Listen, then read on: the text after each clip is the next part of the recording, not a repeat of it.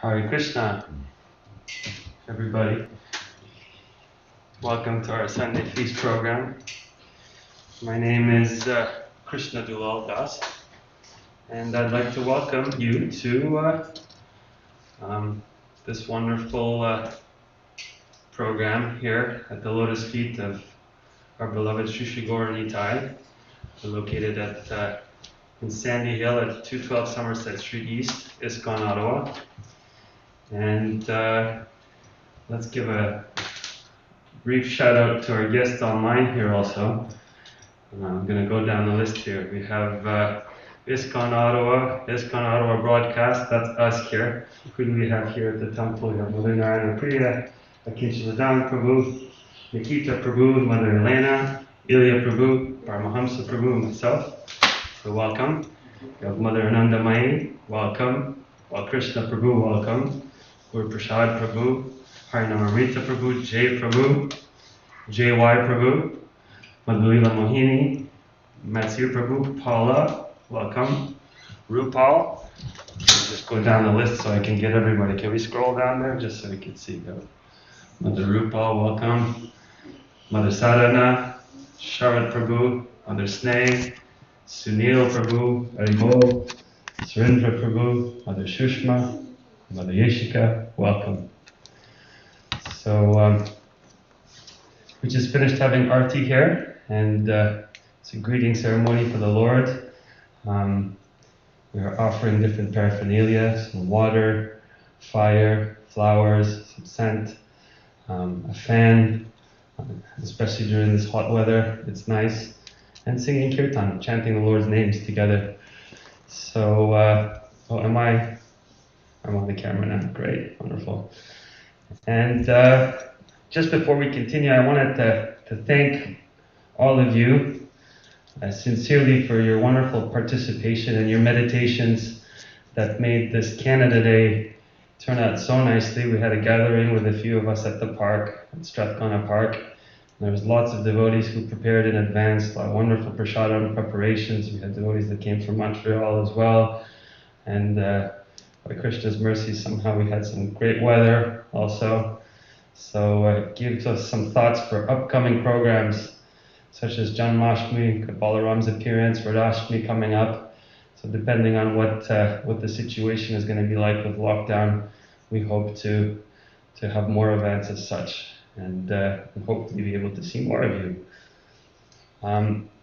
So now, without further ado, I'm going to pass it on to my co-host here, Mother Yeshika, and she is going to give us a sneak peek what to expect, what we have coming up next on the program.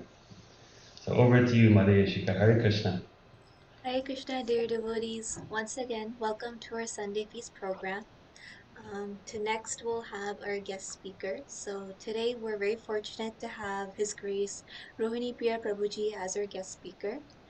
And Prabhu is based out of Mumbai in India, and he currently serves as the temple manager for ISKCON Aurangabad.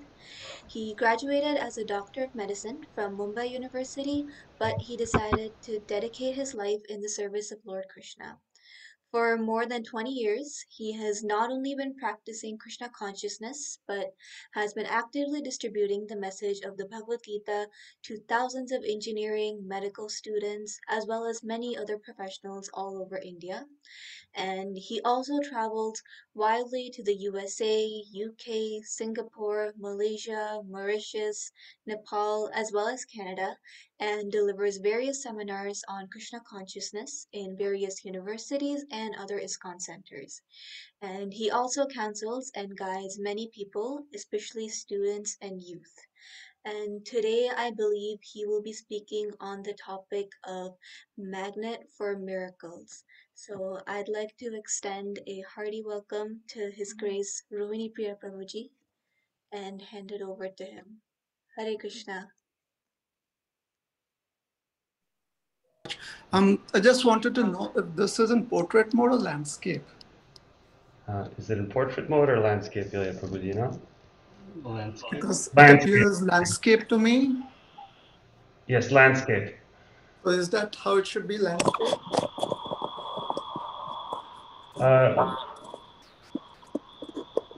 You're in portrait mode right now. Is this good? It's okay. We can see you. Yes. Oh, thank you. Thank you so very much. Hare Krishna. Have a good- Prabhupada ki jai. I'm very grateful to be here to speak on this topic to an audience that is very close to my heart, ISKCON Ottawa. I have many friends there, and I wish you all a very wonderful Sunday Feast program today. The topic for today is Magnet for Miracles. And a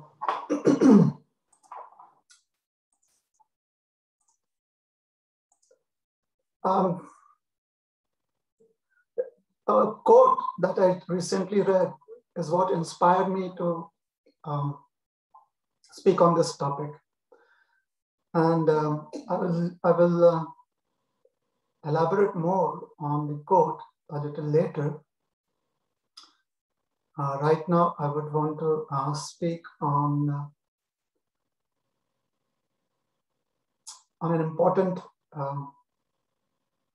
subject matter, especially for those of us who are practicing Krishna consciousness.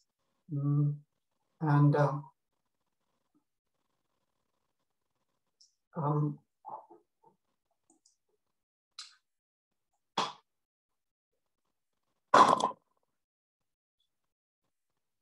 also, it is very much related to to our past, to the event, the Vaishnava event that we have on a calendar, the Vaishnava calendar today. It is the appearance day of Srivas Thakura, I guess. And there are so many wonderful narrations in the Chaitanya Bhagavat and Chaitanya Charitamrita related to Srivas Thakura. For most of us, we are aware of the history of Srivas Thakura. He is one of the members of what we call as the Panchatattva, the Supreme Personality of Godhead who has appeared in a fivefold form. The Panchatattva, the Supreme Absolute Truth that has appeared in a fivefold form. Sri Chaitanya Mahaprabhu, Sri Nityananda Prabhu, Gadadhar Pandit, Sri Advaita Acharya, and Srivas Thakura. So Lord Chaitanya is the Supreme Personality of Godhead himself, and his expansion is Lord Nityananda. So Lord Chaitanya is not different from Lord Krishna. Lord Nityananda is not different from Lord Balaram. And Advaita Acharya is the incarnation of the Lord. He is the expansion of the Lord. So he is non different from Mahavishnu and Sadashiv. And then we have Gadadhar Pandit, who in Chaitanya Leela is not different from Srimati Radharani. And finally, we have Srivas Thakura. Srivas Thakura is the incarnation of a devotee. And amongst all the wonderful devotees who are eternal associates of the Lord, one of the most prominent ones is Narada Muni, and Srivas Thakura is not different from Narada Muni, the perfect devotee or the incarnation of a devotee. So,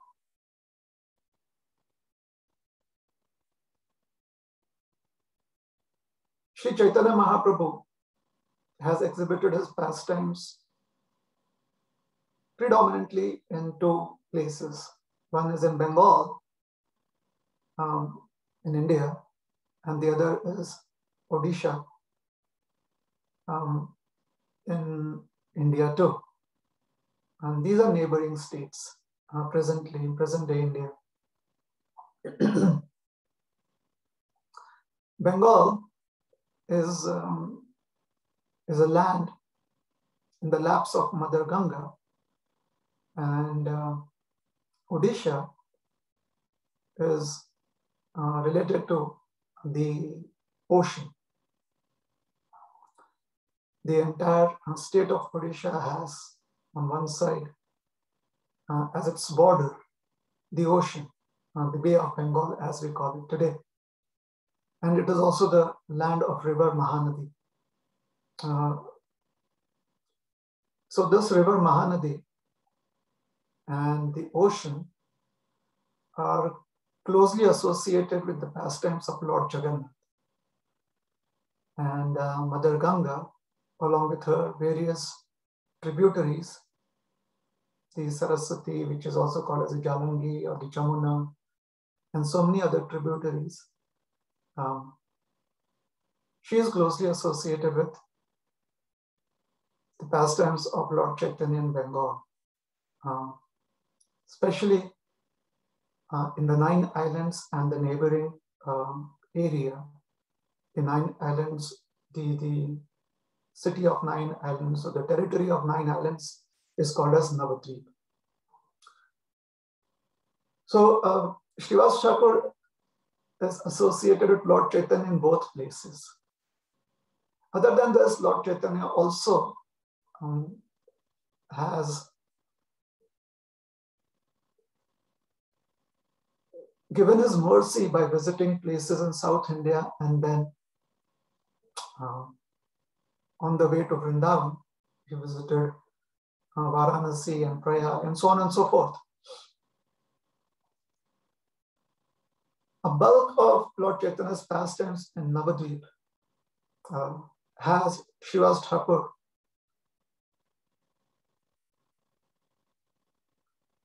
performing services for the Lord. So a large part of Lord Chaitanya's Leela in Navadvip involves Srivas Thakura. Today we'll just focus on one of those pastimes, which would justify the topic that we have chosen for today.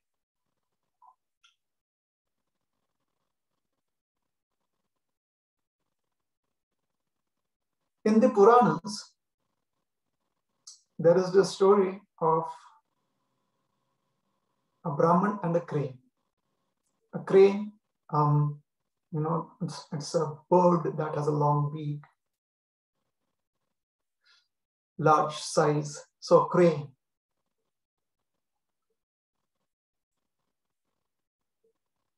And actually, the story is also in the Panchatantras. Actually, so one of the Niti books, the books that teach you valuable lessons. So, according to the story, a Brahmana, being a well-wisher of all living entities,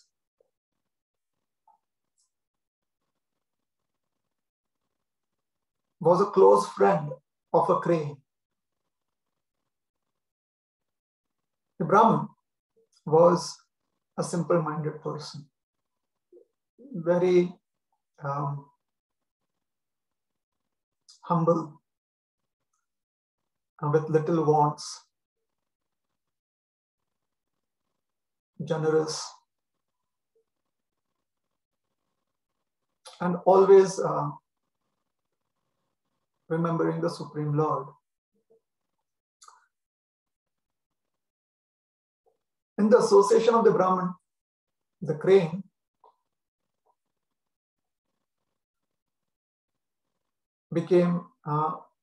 was also very much influenced by the nature of the Brahman. However, a crane, which is also called as, in Bengali, called as bagala. A crane very intuitively is duplicitous. Typically, that's how the in the ancient times, the ancient stories would describe cranes as. Why is there duplicity in the crane? Because the crane is a fish eater, subsists on fish, on eating fish. So the crane will stand in shallow waters of a pond and wait for the fishes to come near to it. So it appears it is non-moving. So from a distance, it appears as if the crane is meditating or is in deep meditation, like a sage. And as soon as some fishes are within its range, it immediately lunges forward to catch one or more fish in its beak. The fishes or the fish are not really aware, or they kind of get misled as the crane is very stationary and does not make any movements. So therefore, whenever there is a charlatan making the presence of being in meditation, then in India, such a person, a charlatan, is called as a bagala or a crane, duplicitous. So the crane became very straightforward and very much honest in the association of the Brahman. And this made the crane go bankrupt, because now the crane lost its art of making some money in this world, lost its art of subsistence, of survival. So the crane came to the Brahman and he said that I'm facing this problem in life. So you being my friend, please help me out. So the Brahmana, he said, all right, I will do so.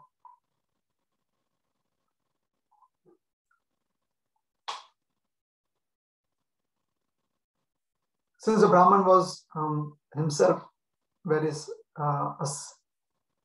had very meager or no means of livelihood, would just subsist on whatever would be received through alms, through requesting people to give food and other necessities. So on his own, the Brahman did not have any means to help the crane. However, the Brahmana had told the crane that he would help him. So he shared a confidential secret with the crane. He said that in the forest, I have some friends. They are from a different clan, different species, called as Rakshasas. Basically, a Rakshasa is a species of is that species that is never satisfied how much ever they eat, and there is no restrictions on what they eat. So they eat whatever they can, and they are still always hungry. So that is what is a Rakshasa. So they can be man-eaters too, and they are meat-eaters. However, they are powerful beings. So the Brahman had, this Brahmana, being a friend to all, was also a friend to the Rakshasa clan, to this particular community. So he said that once they told me that they knew certain mantras, they knew they had some special techniques, mantras, which could make one very, very wealthy in life. And since you have lost your means of livelihood, why don't you go to the Rakshasas, to the Rakshas community, and please ask them that, tell them that you are my friend, and most probably they will share that mantra with you. So the crane goes into the forest, and as soon as the Rakshasas see the crane, they want to eat the crane, but the crane immediately shouts out that I am the friend of such and such Brahman. And the Rakshasas, they immediately welcome the crane, and they are very friendly towards the crane. And they ask him that, what is the purpose of your visit? And the crane says that such and such is my father. So my friend, the Brahmana, he sent me to you, and I need your help. Please share that mantra with me. The Rakshasas did that. They shared the mantra with the crane. Now, as soon as the crane got the mantra, the crane knew that he could be the wealthiest person in the world. This is where his previous nature kicked in. He wanted to be, the crane wanted to be the only rich person in the world, and therefore was not happy that the Brahmana could also know the mantra. So the crane goes back, it is quite late in the evening, and murders the Brahmana. So the Brahmana is dead. The Rakshasas have special abilities. They have mystical abilities, mystical qualities. One of their mystical abilities is that they can see things beyond normal vision. So they have supranormal vision. So they immediately realize that the crane has killed the Brahmana, and they're exceedingly angry. So the entire troop, the entire huge crowd of Rakshasas descend on the crane, capture him, and trash him up. And then they say that actually you deserve to die. We are Rakshasas, we eat whatever we see. We really don't have any restrictions on what we eat. However, even as Rakshasas, even as man-eaters, we have a code that we follow. We never eat the flesh of an ungrateful person. And you, crane, are so ungrateful. But you need to be punished. So we will take you to our cousins. These, our cousins, they do not have certain, they do not follow the codes that we have. So they are, amongst the Rakshasas, they are cannibals. So we will hand you over to them, and they will eat you up.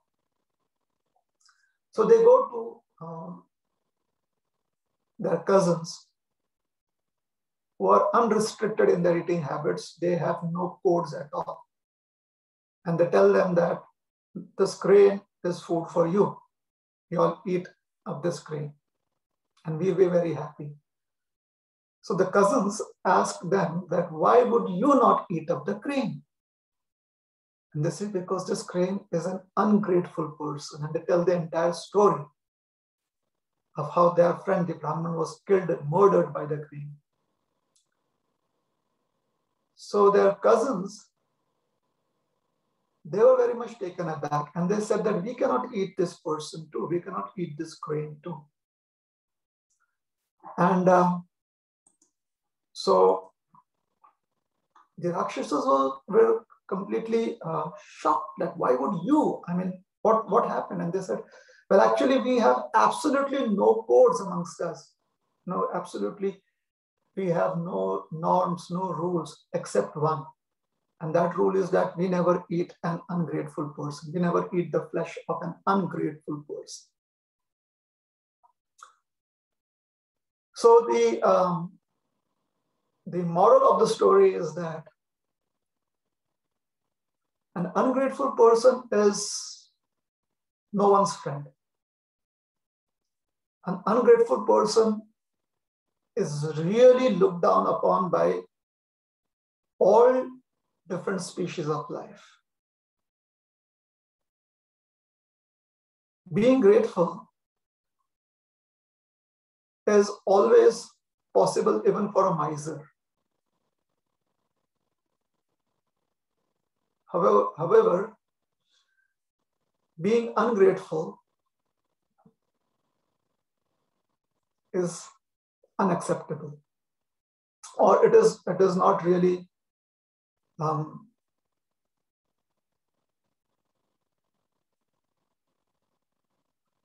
all kinds of people understand ungratefulness. Even if one does not have any moral codes in life, even such people understand ungratefulness, and they do not want to be a part of it. No one wants to be associated with an ungrateful person. In fact, an ungrateful person doesn't have a single friend.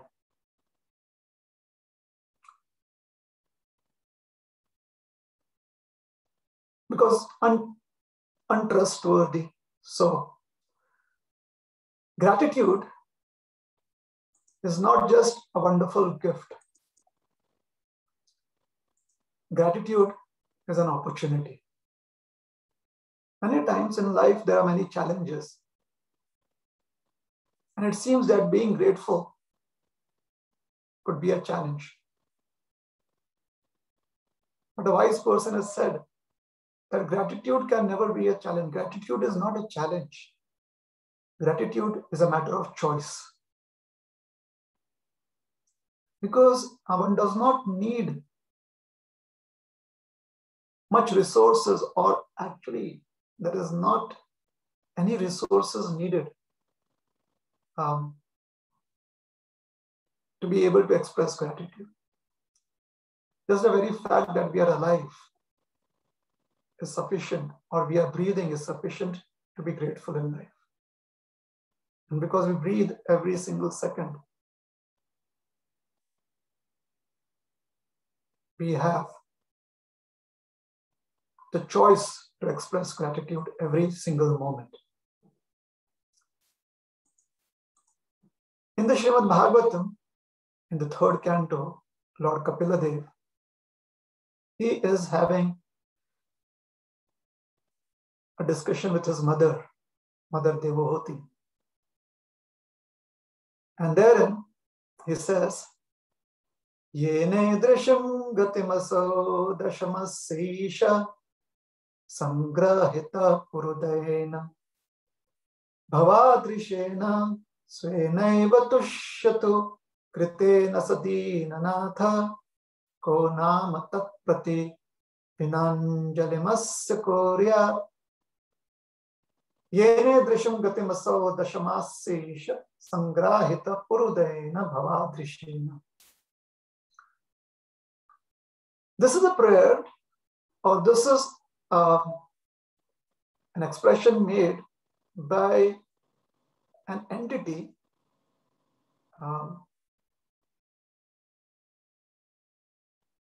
which is seemingly unbelievable. Sometimes we find references in scriptures, or we find descriptions in the scriptures that really astound one. And this is one such description. The translation in English is, "My dear Lord, by your causeless mercy, I am awakened to consciousness. For this causeless mercy of the Supreme Lord, the friend of all fallen souls, there is no way to express my gratitude but to pray with folded palms, folded hands. Dasa Mas, 10 months. The Srimad Bhagavatam reveals through the words of Lord Kapiladev the prayers expressed by a 10-month-old embryo. And in fact, there is a suggestion therein that this may be a prayer offered by every single embryo in the womb of its mother. Now, typically, we know that in the human species, a normal delivery is any time after 9 months of pregnancy, which typically means that in the 10th month of conception. So, the actual date of conception may be a little difficult to really estimate. Hence, typically, it is considered to be that particular month is not taken as directly as the month of conception. So 9 months, since what medical science says could be the probable date or month of conception. So in the 10th month, or after 9 months are over, in the 10th month of conception, there the embryo finally can appear outside the womb of the mother through what is called as birth. So within the womb itself, the 10-month-old embryo, Dashamas, Isha, is praying unto the Supreme Lord. That's astounding. If a 10-month-old embryo that is within the womb of its mother has the capacity to express gratitude unto the Supreme Lord, then we can accept that it is very much imperative and it is very much possible too for all humans to express gratitude whenever they can. It is a facility that all of us have. And if you're not able to do that, then it shows that we have an intensely miserly heart. Like we have this like super miserly heart, a super miserly attitude. We willingly and consciously refuse to be grateful. And just the very thought of it seems so very unacceptable. To some, it may be disgusting. To some, it may be abhorring. People may abhor this idea that one would never want to be grateful. How is that even possible? So we understand that being grateful is an opportunity. It is a choice to be made. And making choices, or being able to make a choice, need not be seen as a challenge in life or as a difficulty in life. Making choices need not depend on the external circumstances. Making choices is an expression of who we are. Being grateful is an opportunity, or it is a facility to express the right choice or an acceptable choice.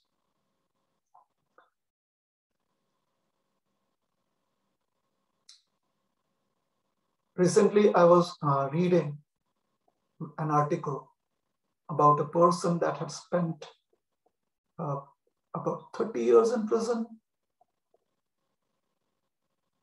on a false accusation, being involved in a very gruesome crime.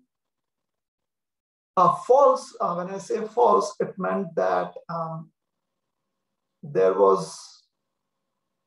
it seemed that circumstantial evidences were being framed to make him an accused. Nonetheless, the circumstantial evidence was strong enough to have him convicted for 30 years. And 30 years on, the Supreme Court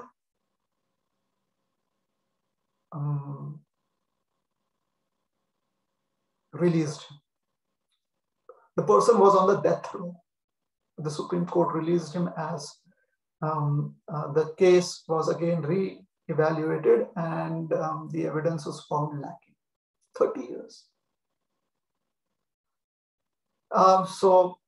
This got some, this news made some presence in the media. And the person was asked to appear for so many interviews or talk shows. On being asked how he felt after being released from prison,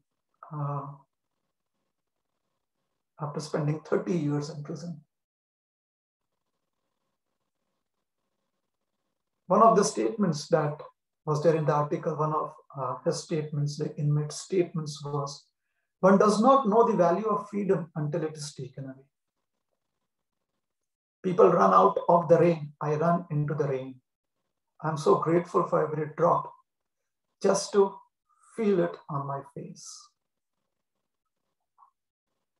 Now, this may be an ordinary sequence of events. This may be an ordinary scene from day-to-day life, or we could read deep into it. We could look into this statement from a Krishna conscious perspective. That many times it feels that one needs some private space away from service to Krishna. Sometimes there's the idea that we can have some vacation time. Typically, when we are very much caught up with the nitty-gritties of the practice of Krishna consciousness. Do this, don't do that, don't do this. The rules and regulations. And the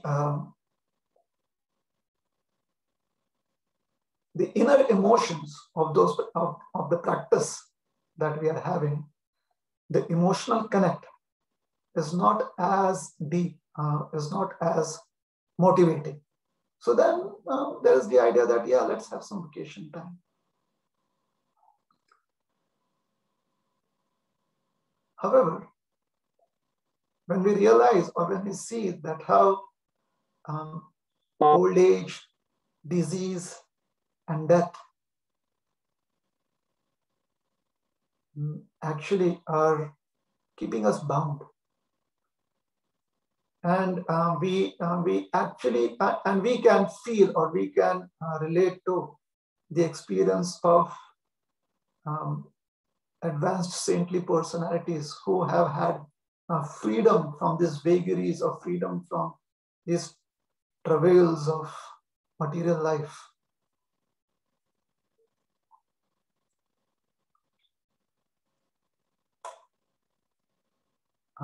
They are experiencing, these saintly personalities are experiencing an existence beyond the clutches of disease, old age, and death. Although the body is still caught up in it, they are experiencing a life that is beyond old age, disease, and death. Then their words are similar. That they never ever want to be away from Krishna. My dear Lord, the very thought of being away from you is devastating. Those are their words. Because they know the true value of freedom. And when we give up our misconception of freedom in this world, what is the misconception that we have? The misconception is that the body can actually provide enjoyment eternally. That is a misconception that we have. So when we are able to overcome that misconception, realize that the body is simply a means to achieve eternal happiness on the platform of the soul. Atma Triptasya. When we experience self-satisfaction, we no longer are dependent on external things for satisfaction. Then we are grateful for every single drop of that experience. We are grateful for every single moment of the experience of being connected to Krishna. So anyways, so a friend, the person who was convicted, had that to say. And in one of the interviews, as a follow-up question, the anchor asked him, are you not angry that they took away 30 years of your life? How can you not be angry? And the answer given was really very, very revealing. The answer was, if I'm angry and unforgiving, then they would have taken away the rest of my life.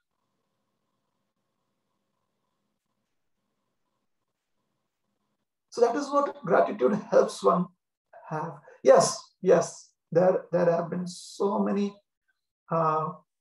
events that really need to be addressed. Some of them are in certain people's lives, some of these events are so gruesome and they are so very punishable that they need to be addressed. So I'm not wanting to negate that. I'm not saying that one should just show the other cheek to someone that has hit you on one cheek. I'm not saying that. What I'm saying is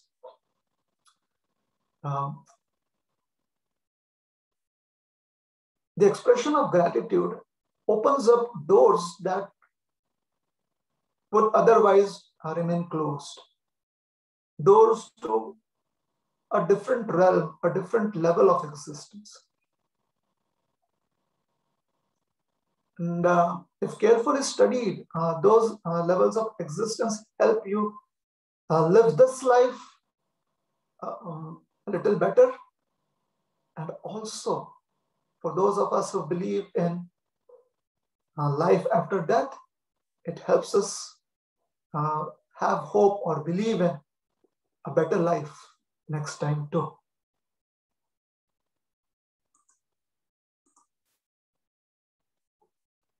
So why let anyone or why let events control our lives just wallowing in or just remembering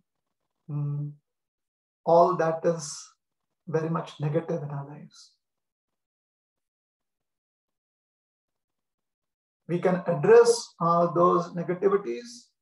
If needed, we take whatever moral or legal help or moral or legal steps that are needed. However, we are careful not to let these events or the aftertaste of these events prevent us from living a fuller, a better, more harmonious life in the present.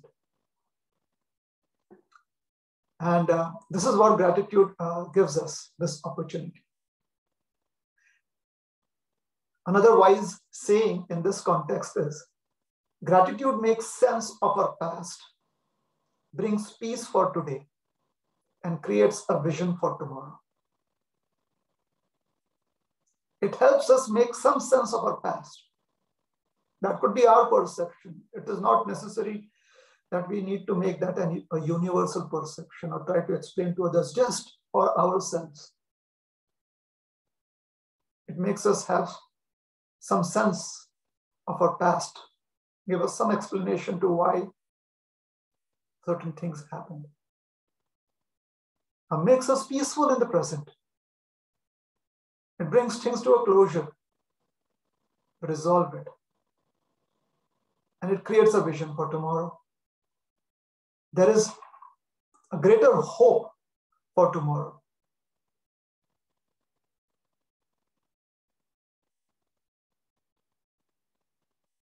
What kind of hope?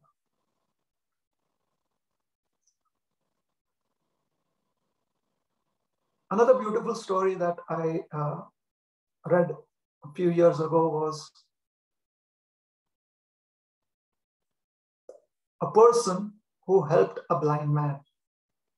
So there was a blind man sitting on the side street in a crowded area with a sign put up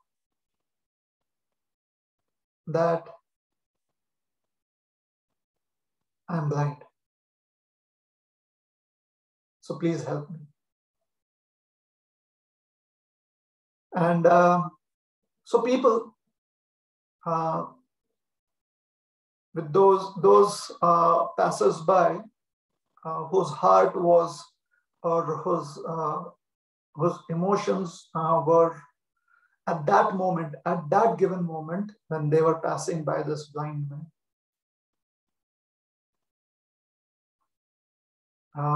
when they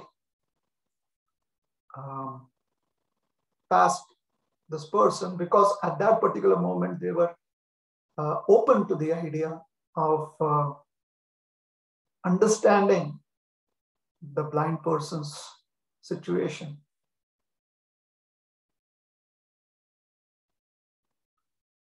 They reached forward and they offered some coins as donation.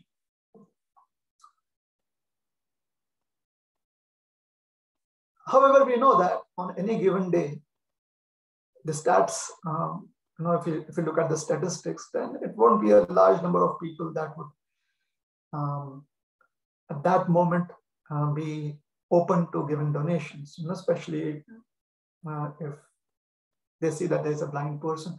I'm not saying that people are bad. I'm saying that, there are so many things that affect our emotions at any given moment. So the most giving person at a moment could also kind of oversee this opportunity. It's quite possible. So there were not many people who are offering donations. One passerby comes by and offers a few coins, and then picks up that sign turns it around that board, turns it around and scribbles on it and puts it down. And before the blind man could ask him that, what did you write? He leaves. Or she leaves. He doesn't really know whether it's a he or a she, a passerby. All of a sudden, he finds that more and more people are approaching him and offering him coins. Towards the later part of the day, the blind man who has very acute hearing realizes that I understand, I have heard this, the sound of these shoes clicking on the pavement before today. The reason being that he realizes that this could be the same person that had in the morning scribbled something on my board. So acute sense of hearing. And that thing stuck, who is it? And therefore his mind focused on the sound of the shoes clicking on the pavement. So when the shoes come and stop, or when it seems to the blind person that the shoes have stopped moving and the last sound was made right in front of him, he looks up, sensing somebody to be there, and says, are you the same person that scribbled something on a board today morning? And he said, yes, I did. What did you write? Because after that, I find many people open to helping me out. And he said, well, I wrote the same thing that you wrote. However, I used different words. You wrote, I'm blind. I cannot see. I wrote, it is such a beautiful day. Please enjoy it, for I cannot. I'm blind. And the story, obviously, the person who, for the first time, may have told this story. Maybe it's an anonymous author, maybe someone. I'm not sure who the author is. The story helps us understand what gratitude does. One way to look at this story is about to see the effect of having a grateful heart.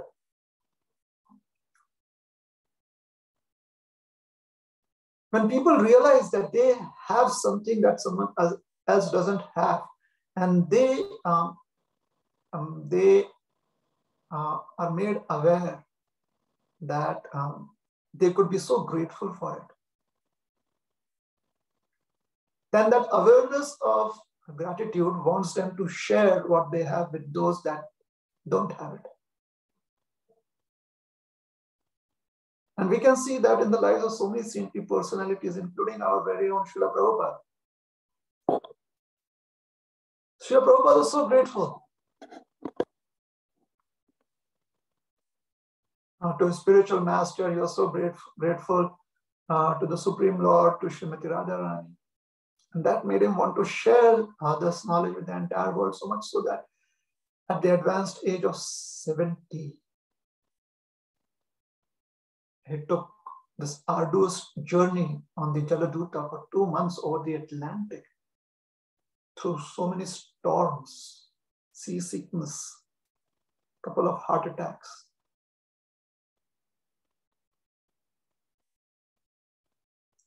And then we find that poem that he wrote on the Jaladuta, Markine Bhagavata Dharma.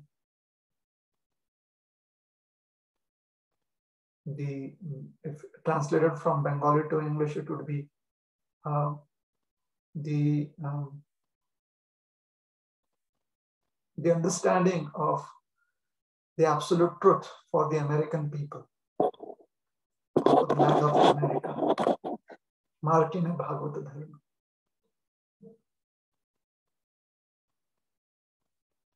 And the rest is history.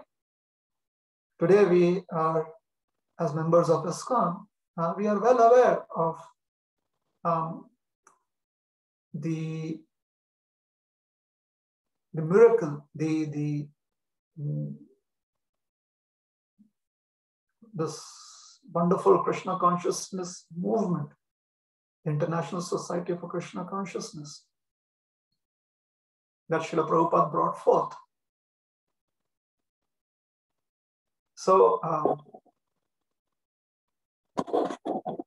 someone has rightly said, when we focus on our gratitude, the tide of disappointment goes out and the tide of hope and love rushes in.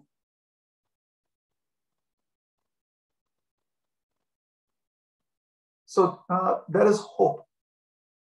And it is hope that also comes hand in hand with generosity. We want to share. Where there is hope, we want to be a part of it. We want to do something about it, and we want to share because it is so good. So that is a grateful heart.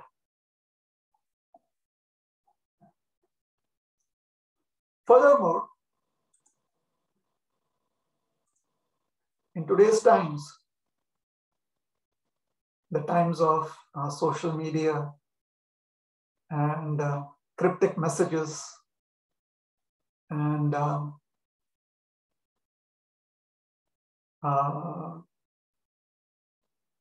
so many images. If we were to represent gratitude wherever and whenever it is expressed, then it would be a happy smiley face. In fact, we would see that the expression of gratitude would paint a happy smiley face on everything that it touches.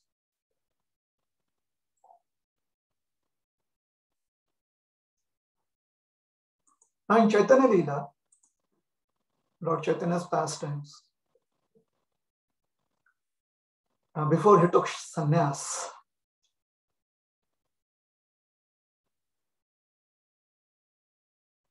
Lord Chaitanya had inaugurated the congregational chanting of the holy names in the courtyard of Srivas Thakura. So Srivas Thakura had a big house and a huge courtyard in Bengali. A courtyard is called as an angan. So this is Srivasa Angan. And that is where Lord Chaitanya, inaugurated the daily chanting or the daily congregational chanting of the holy names of Krishna. Hare Krishna, Krishna Krishna, Hare Hare, Hare Rama, Rama Rama, Hare Hare. Every day in the evening, all the devotees would come together in the courtyard of Srivas Thakura, and there they would have this chanting and dancing. So there would be melodious chanting of the holy names, Sankirtan, and then there would be all the devotees dancing in ecstasy, in happiness, in joy. And this would go on for so many praharas. This would go on for the entire night, through the night into the morning. And only when the sun would begin rising on the eastern horizon would the devotees grudgingly end this wonderful Sankirtan, this wonderful festival of chanting and dancing at Srivas Angan. However, Lord Chaitanya had a caveat.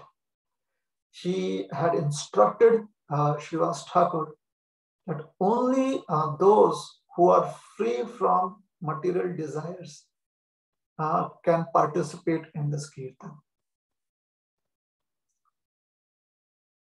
And that was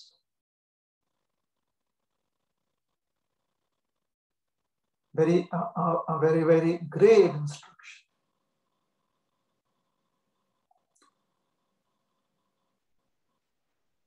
Srivas Thakura was very careful not to allow anybody who did not qualify for kirtan.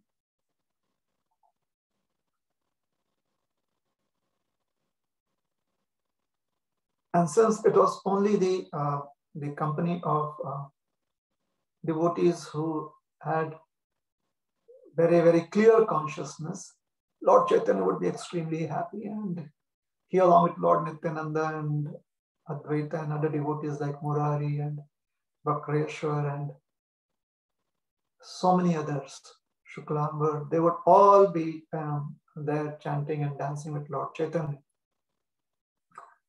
One day, towards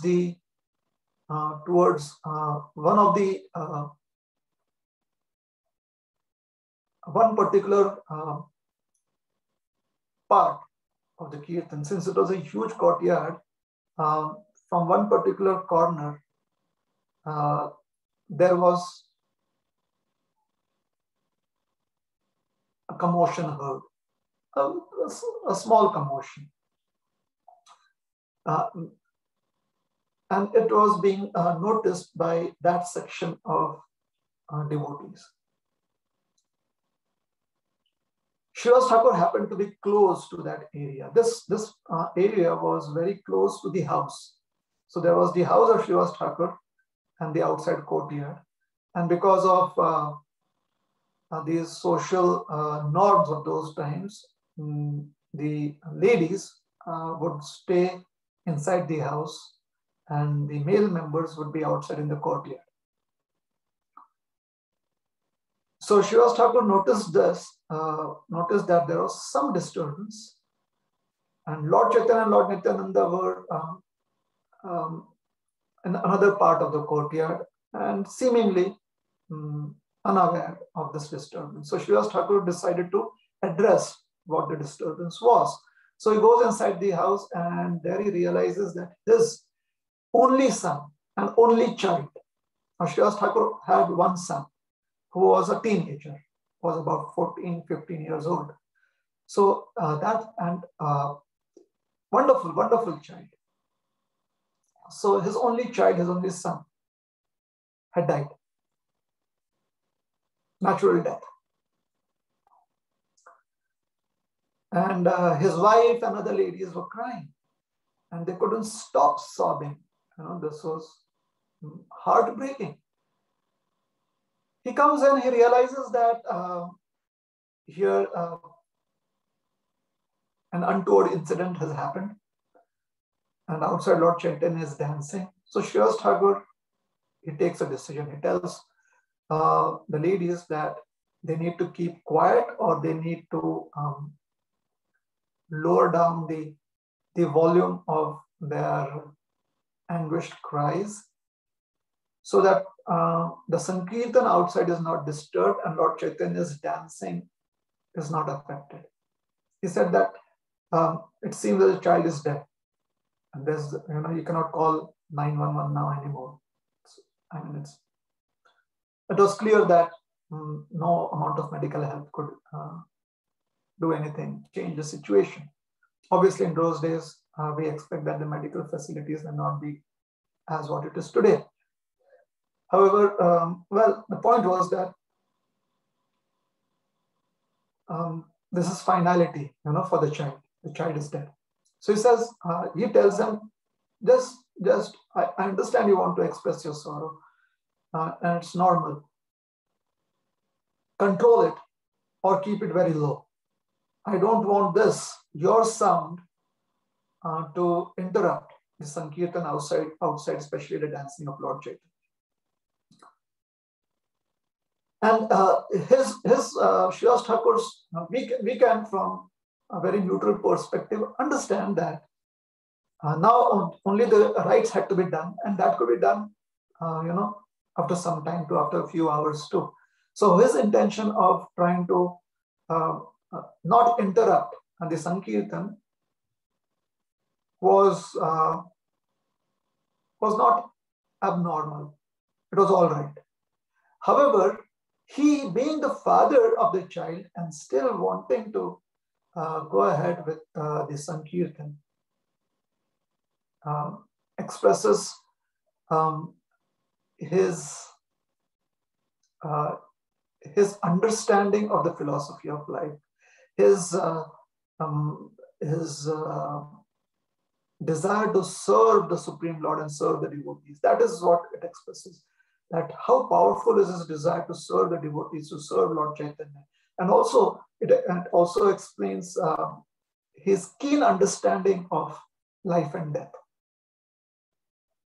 Srivas Thakura, he told his wife and the other ladies that the child is dead and there's nothing that we can do about it. And there's Sankirtan happening outside, and the Supreme Lord himself is involved in the Sankirtan. What more auspicious situation would we need?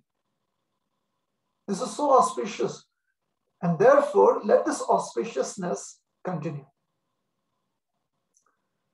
So we see that he is being considerate also. He's not being inconsiderate, and at the same time, he is also expressing this deep commitment or his very intense service attitude towards the Lord and his devotees. The Supreme Lord, Lord Chaitanya, being the Lord, is also his expansion is the Lord of the heart, the Paramatma within the heart, understands that there must have been an untoward incident. The dynamics of this pastime is very, very interesting. The Supreme Lord, who's the knower of everything, only understands that an untoward incident has happened. And this is the power of devotion. The power of devotion is that, or the power of our devotional service is that Krishna becomes mesmerized. Tad aham bhakti upahritam ashnami pretatman. There's so much of stress put by the acharyas on the word ashnami in the Bhagavad Gita, in that verse. Patram pushpam phalam toyam yome bhaktya prayachati. Tad aham bhakti upahritam ashnami. Ashnami, ashnan means to eat. This is a very active process. Eating is an active, it is an activity in reciprocation to hunger. Eating is not just an emotional expression, an expression of emotion or an expression of one's mental status. No, it is an expression of the senses. Eating, you eat, you consume something because you are hungry. And the Supreme Lord says that the only subject matter that can make him hungry, the Lord who is beyond hunger, becomes hungry just due to one subject matter. And that is tad aham bhakti upahritam ashnam. In order to eat, to accept, or to devour, you can use that word, although that word is a very strong word, to consume, to completely take in the devotion that is being offered unto me in the form of the food, the flower.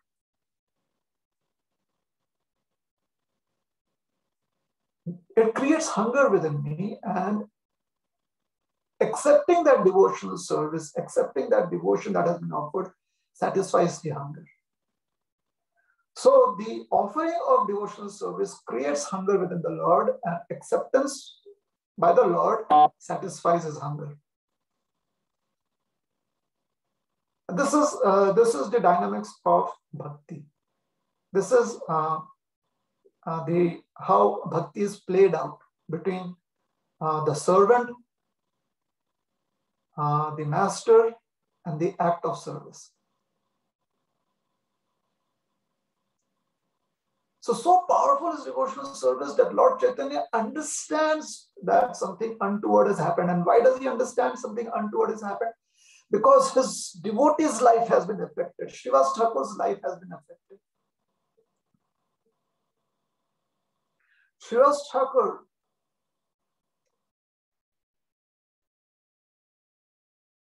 is considering the fact, or is considerate of the fact, that his only child has passed away. And he is happy that the passing away has been in the presence of the Lord's holy names. So there is the understanding of the child's passing away, and that is that experience that the devotee has is noted by the Lord. And then there is the happiness, or there is the resolution that what better way of leaving one's body than when the holy names of the Lord is being chanted. So that is the resolution of that. So this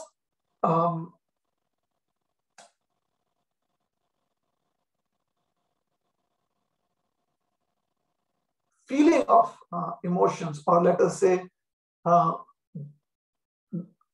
this expression of what Srivas Thakura is going through is being felt by Lord Chaitanya. And therefore he stops the kirtan and he calls Srivas Thakura and asks him, has any untoward incident happened in this house? And Srivas Thakura says, my dear Lord, wherever your lotus feet are, nothing inauspicious can happen there. So the Lord accepts Srivas Thakura's word verbatim. He is satisfied with Srivas Thakura's statement. And he again continues on Srivas Thakura's insistence. The Sankirtan continues, and the Lord stops it again and he says, I can feel it. Srivas has something untoward happen. So the Lord can feel what Srivas Thakura has been through. But Srivas Thakura is trying to keep that away from the Lord, or his understanding of the philosophy of life and death is overpowering the event that would normally affect any parent. So it is overpowering that. And the Lord is not able to access, or it seems within the pastime, according to the dynamics of this pastime, the Lord is not able to access that. Or he is not wanting to access it, whichever way you take it, the Lord's desire. So the Lord has that information because he's the all-knowing Lord. He is not accessing it because of him being the independent supreme personality of Godhead. And then we see how the pastime plays out, how the pastime reveals, unfolds. We can see that. After about 2 praharas, which is like 6 hours, sometimes the English translation says 7 hours of kirtan, when the dawn arrives, some devotees inform Lord Chaitanya that Srivas Thakur's son has passed away. The Lord says when, and they say about 2 praharas ago, about 6 to 7 hours ago. And the Lord is so shocked. In fact, the Lord is more devastated than Srivas Thakur. He says, where's the child? And then he sees the condition of all the ladies. So he goes to where the child is, the body of the child is laid on the bed. And the Lord revives the child, and the child comes back to life. And the Lord asks him, where did he go? The child explains that, my dear Lord, my karma played out. This was the duration of time that I had to spend in the house of this great devotee. I was extremely fortunate that I could see your lotus feet.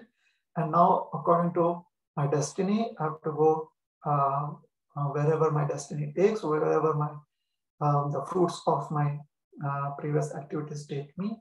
I'm sure that it will be auspicious because I have seen, I have received the mercy of your lotus feet, and I have received the mercy of your great devotee Srivas Thakur, my father. So now kindly let me leave.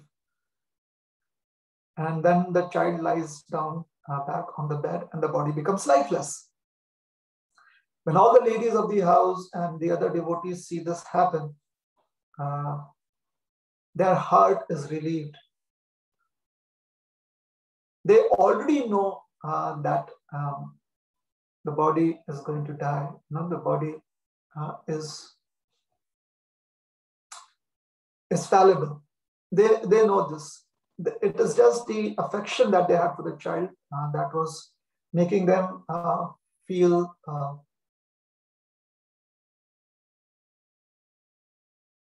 some kind of guilt that, oh, dear child, we did not do enough for you.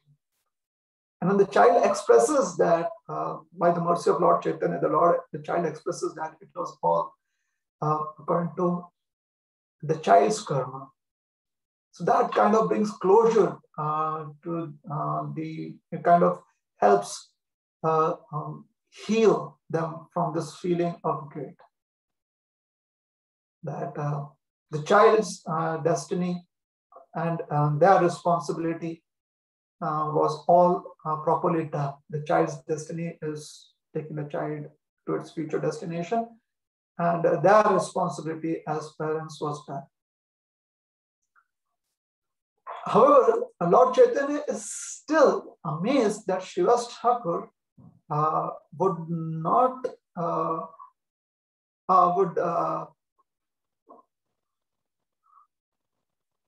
want the kirtan to continue, and he would not want to disturb. Lord Chaitanya was amazed that Srivas Thakur would not want him to be disturbed in his chanting and dancing.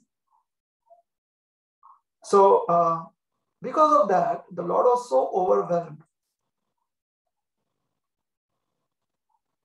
that in the Chaitanya Bhagavat, Vrindavan Das Thakur writes in Bengali very beautifully the Lord's expression of his feelings. He through his words, he expresses the Lord's heart. Esha bhasanshara dukha tomara ki daya ए तुम्हारे देखे सह कभू नाही पाया आमी नित्यानंद दुई नंदन तुम्हार चित्ते तुम्हें व्यथा किछु ना भविहा are. The translation is, the miseries of material existence do not affect you. Even one who sees you is not affected by such miseries. Nityananda and I are your two sons. So you should no longer feel any grief in your heart.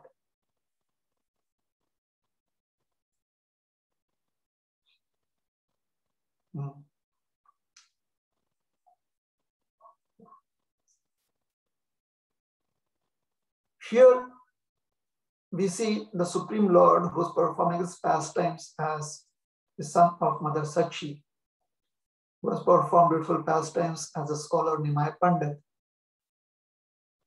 as the sannyasi Sri Chaitanya Mahaprabhu. He is expressing gratefulness towards what Srivas Thakur has done.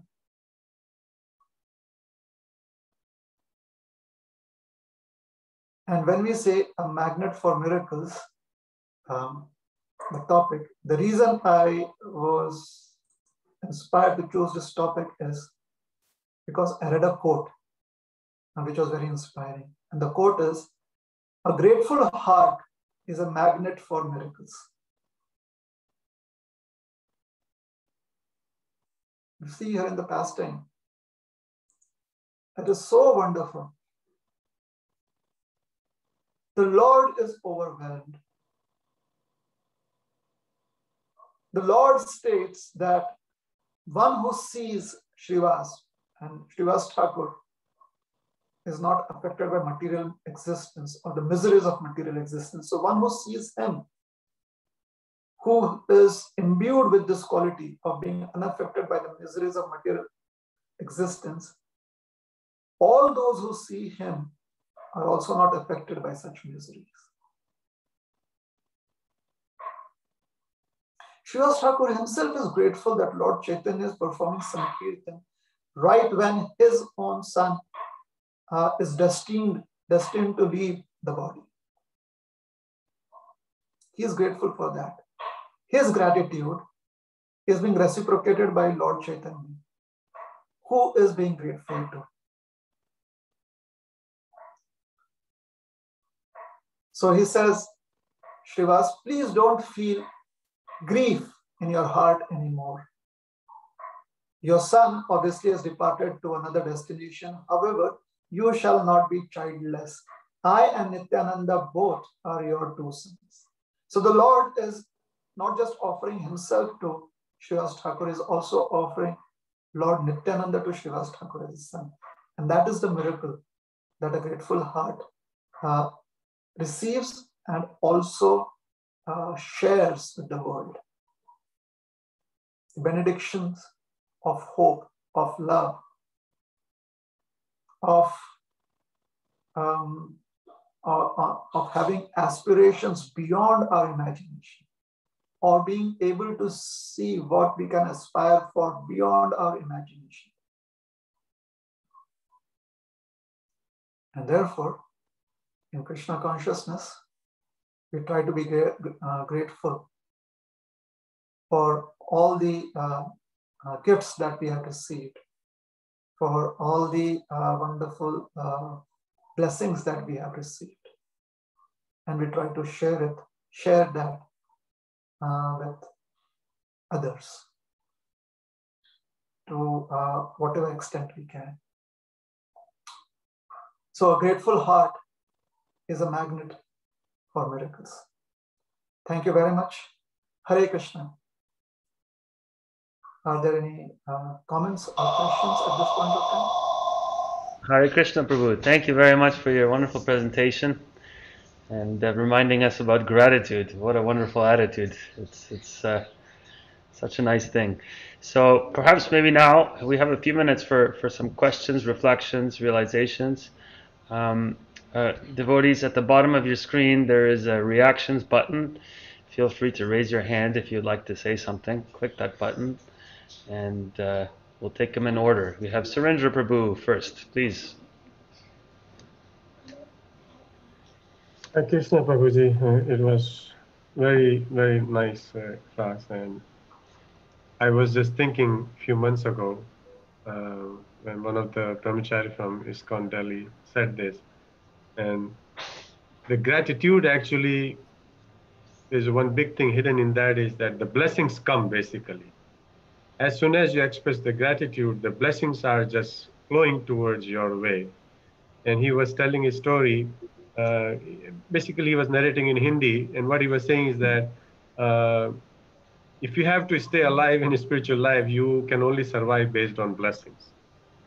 And then he said that especially blessings from older mothers who are very simple. And he was telling that there was one Mataji, she was probably towards the older side, and I forgot what was her need, but he satisfied that. And the older lady was also very satisfied. And he says that tum ajivan isi vastra mein raho. He was a brahmachari, so she said that, throughout your life, basically, you stay in this saffron cloth. So that was the blessings he received when she was very satisfied, whatever she was in need. I don't remember. So the gratitude is actually very important thing, and it can easily be expressed if our life is not complex and if our need is very well defined. And a simple life, that's why Srila Prabhupada says simple life. And I personally feel that if we are simple, the gratitude is just always on your lips, because you don't think for personal benefit or nothing. Basically, you want to finish right there. Give and take kind of thing. So thank you very much for this. Hare Krishna. Thank you so very much. Thank you for the wonderful reflection. Thank you, Prabhu. Are there any other comments or questions?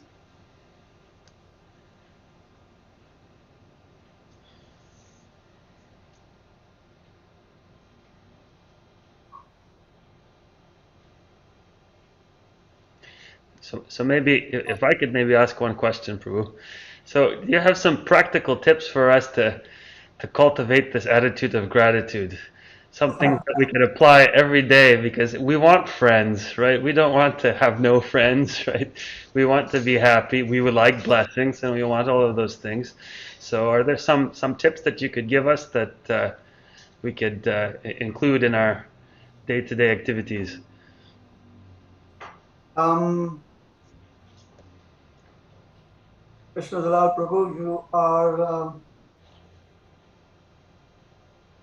definitely quite qualified to answer your own question. And I'm sure that you are already practicing this. So are so many other devotees. Practical tip for most of us, maybe every day when we wake up, we can express gratefulness for having another opportunity in this body to serve Krishna, to remember Krishna. And at night when we go to sleep, we can remember at least maybe 5 things or 10 things. Maybe write it down to express thankfulness. It could be as simple as I'm so thankful that I have natural oxygen to breathe, especially with this pandemic and lockdown. That we relate to that so much. So every day, if we can count those blessings, we can be thankful towards the end of the day and sleep. Have a good sleep with a thankful heart after expressing gratefulness. And in the morning, be grateful for having another day where we can use the present body with the present memory and with, it's so very nice that we can retain our memory. We can retain, we don't have to relearn. It's not another birth in another body, so we don't have to relearn. So it's so nice that we can use all of that to serve Krishna, right from, let's say, the moment we wake up. There is no relearning required. That's so wonderful. And everything else, if we read Srila Prabhupada's books, we can fill up the rest of the day with whatever else we need. So yeah, that's it. Thank you very much, Prabhu. Wonderful. Thank you. Gaura Prasad Prabhu is making a comment here. He's saying, gratitude unlocks fullness of life is a wonderful quote. Yes. It does, yes. Thank you so much. Once again, it's so nice to see you, Prabhu. I've seen you at Surendra Prabhu's house a few times. You've come to Ottawa, and now we have the good fortune of having your association here at the temple through Zoom. And we hope that we can also soon one day have an in-person association of yourself. And thank you very much. Thank you so much for joining us today. Thank you so much. Hare Krishna, Srila Prabhupada ki jai, Gaura Bhakta Vrinda ki jai. Hare Krishna. Hare Krishna. Thank you. And thank you, dear devotees, for your kind attention, your good questions, your participation. And we have a few minutes before we close the curtains. And as custom has it, we usually finish with a little bit of kirtan. And as Rohini Priya Prabhu is speaking, it reminded me of a tune that Niranjan Maharaj used to sing, and devotees really like it when he sings it. And I think one person asked him one of those days, what is the name of this tune? Because some of these tunes had different names. And he was saying, oh, the name of this tune is Gratitude. So I'll try to see if I could recall the tune, at least how it is, and maybe we could chant for a little bit, and with that meditation or a meditation in mind. And then we will conclude our program. Once again, thank you very much. Shri Shri Gaur Nitai ki jai, Srila Prabhupada ki jai.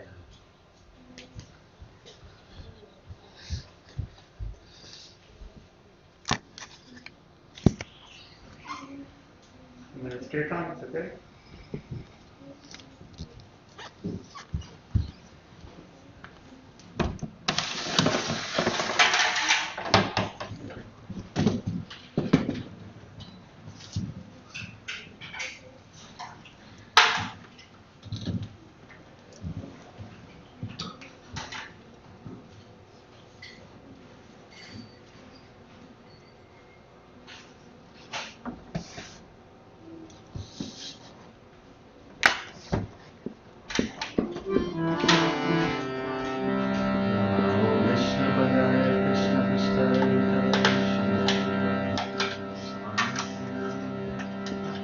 Namaste Saraswati Devi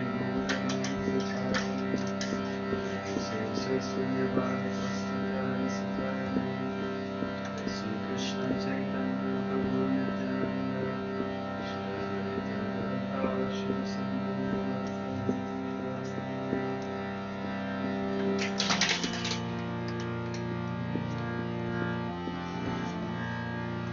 Hare Krishna, Krishna Krishna, Hare Hare Rama, Hare Rama, Rama Hare Hare.